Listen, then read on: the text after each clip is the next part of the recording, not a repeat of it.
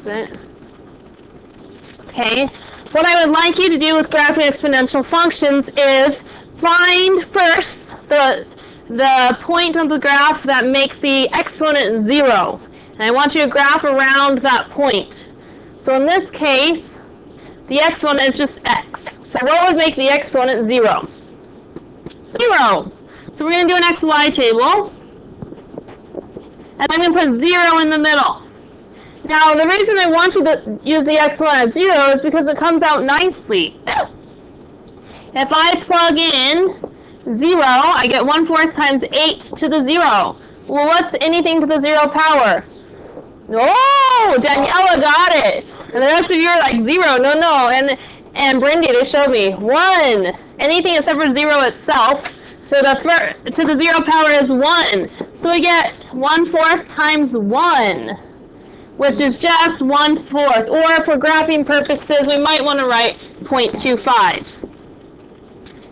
After you have that point where the exponent is 0, I will let you use your calculator to get some more points. Okay? So if you open up your calculator, turn it on.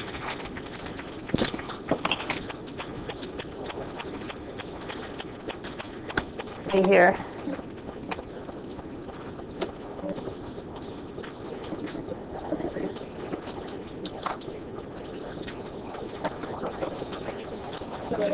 Okay, guys, cut the chit chat, please. Okay, how do we get the calculator to give us the rest of the table? Well, first it has to know the equation. How do we give it the equation? Y equals now, oh, I already have it there. The 1/4, you don't just do 1 divided by 4, especially if you have an old version of the calculator like mine. If you have the newer versions, the formatting, sometimes it already does the formatting for you. But fractions, you have to put in parentheses, or put 0.25. But you have to put the fraction in parentheses, and the fraction bar is just the division bar. Times 8 to the x. You guys remember where the exponent is? It's above the division sign here. To there, the little caret x. We don't really care about the calculator giving us the graph. We want the table.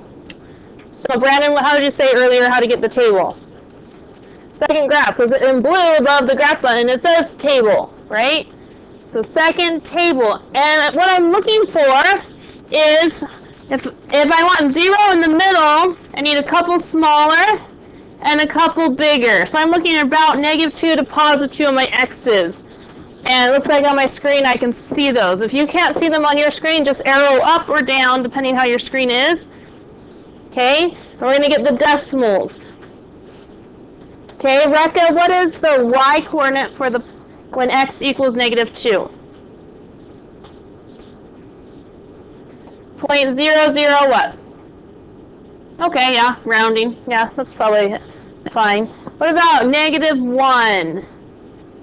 Karen, what's the y coordinate when we get... Ow, there's something sharp back there. Plug in -1. 0.03. 31 maybe? Okay, and positive, well, let's check. 0.25, is that what we got? Yeah. Okay, Gabe, what about +1? When x is +1, what is y? Oh, all of a sudden we're out of decimal land. And then, Davis, when x is 2, what do we get? 16. And see what's nice about this? Is if I have 0 in the middle and I just pick a couple smaller and a couple bigger, generally these are graphable. If I went one further and used x equals 3, look at what the y is. 128. Who wants to graph that? Not me. Okay, so let's graph this and see what it looks like. -2, comma 0.004. -2 is right here. 0.004 is like microscopically just above the x-axis. Okay, then we have -1.03, which is a little higher, but only microscopically higher. And then 0.25, you should see a little bit of white between the x-axis and that point. Then 1, 2, and 2, 16. What's happening with these points? They're going up. We have a name for it. exponential growth. Okay, notice they get microscopically close to the x-axis, but they never cross the x-axis. Would you put a dashed line right here on the x-axis? That's what's called a horizontal asymptote, or it's an end behavior asymptote. On the left-hand side, the end behavior is it's getting closer and closer. We call it infinitely small or infinitely close to the x-axis without touching or crossing it. And this is our vertical shift. After the exponent, what number is out here? No. The number right here in the equation. 0. So the vertical shift is plus 0.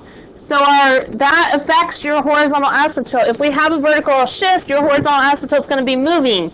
So for right now, it's at y equals 0. If there is a vertical shift, it could be something else. It could be y equals 1, which means it goes up. If it's y equals -2, then we've had a vertical shift down -2. On your graphs, I would like you to draw in the horizontal asymptote and write the equation. It's an equation, so you should have an equal sign. The equation for the asymptote. What makes this in the equation, y equals 1/4, 8 to the x, what makes it a growth?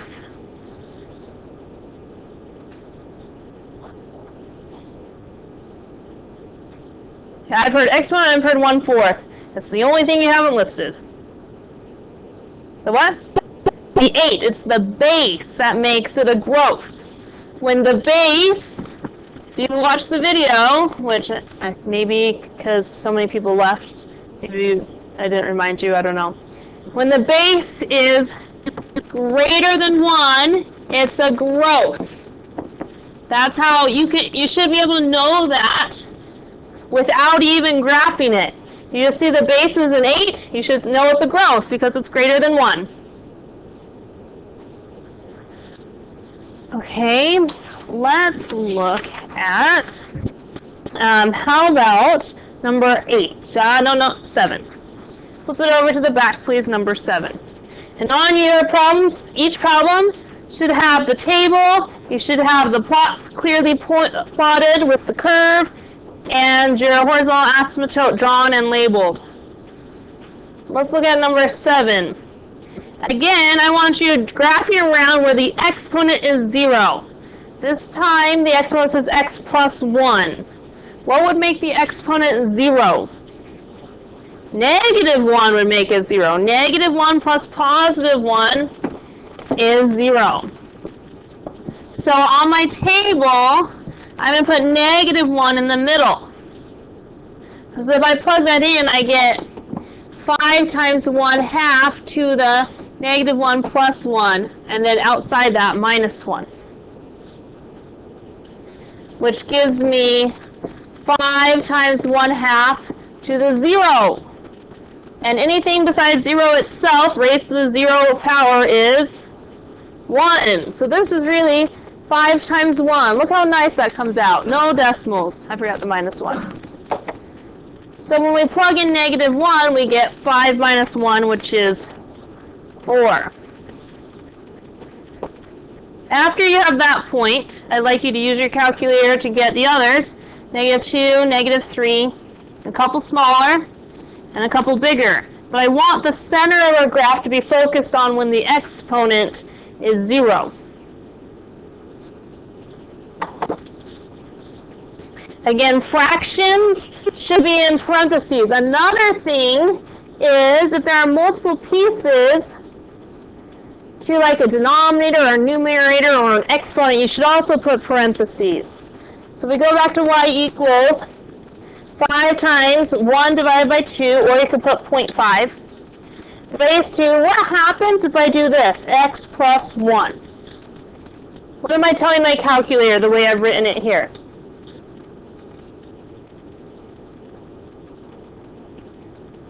The exponent is x and then plus 1. What does that plus 1 do if it's not in the exponent position? Brandon? It's a vertical shift up 1. That's not what we want. This plus 1 is not a vertical shift, is it? What type of shift is this? Horizontal shift, which direction? Well, it's right or left, can't be both. Opposite, same. Left one. And then we'll have vertical shift, down one. So we don't want the calculator to go vertical shift up one. So we need to do parenthesis x plus 1. So your calculator knows everything in that parenthesis. If you have a newer calculator, you're lucky because it will just automatically, yours probably does it, right? The formats, it just formats the exponent so you can tell that it's all upstairs. I think Namon's is probably new enough as well. If you have one of these older ones, especially one of mine, we have the older versions. X plus 1 has to be in parentheses, so your calculator knows both of those are in the exponent. And then push minus 1. Make sure you use the minus sign, not the negative sign. Yeah?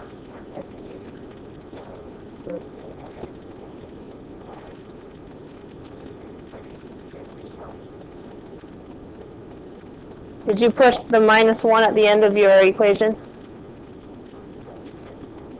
Yep. Okay, now go to the second table. Okay, again, we want from -3. Right now I can't see -3, so you just go up or down, depending how your window is, until you can see what you need. And fill those in, and then we'll plot them. We'll also need our asymptote. Was there a question? I heard, how did she get? How do we get the asymptote? Where does the asymptote come from? The vertical shift. So the asymptote's at y equals -1, which is at the very bottom here. And you'll see the points get closer and closer to that as well. So we have -3, 19, -2, 9, -1, 4. Connor, did you get yours to match? Okay. 0, 1.5, 1, comma, 0.25. And actually, if we even go a little, oops, I think I wrote these wrong. Oh, it just goes further. We want to see it actually getting close to the asymptote. So I'm just going to do a couple more. And you'll see it getting closer and closer to that asymptote. So -3, comma, there's 19, it's at the top. -2, comma, 9, -1, comma, 4, 0, 1.5. Once you start getting into the decimals, be careful. 1, comma, 0.25. That's a quarter of the way up between 0 and 1. And then 2, comma, -0.375 does dip below. The reason it dips below is because our asymptote has moved. It's no longer on the x-axis. We've had a vertical shift down. And we're going to get microscopically close or infinitely small. Close to, the gap is going to become infinitely small between our curve and our asymptote.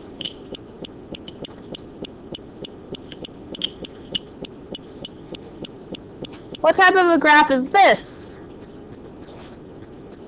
Exponential decline, that's the way to say it. We also use another word that starts with a D. Decay. What makes it a decay just off the equation? The base is less than 1. It's actually between 0 and 1. Meaning it's a fraction between 0 and 1. That will be a decay. We get an exponential decay when the base, I'm going to use the 0, is less than the base, which is less than 1. That's when it is a decay. So you should just be able to look at the equation. If the base is a fraction between 0 and 1, it's a decay. If the base is greater than 1, it's a growth.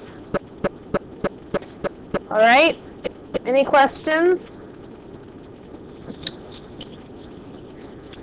Right, with your group, please work together. You have 6 more on this green paper, and then we'll start the next one. Work together. Again, on your table, make sure the exponent is 1. Or 0, not 1, right? We want the exponent to be 0, so pay attention to the exponent.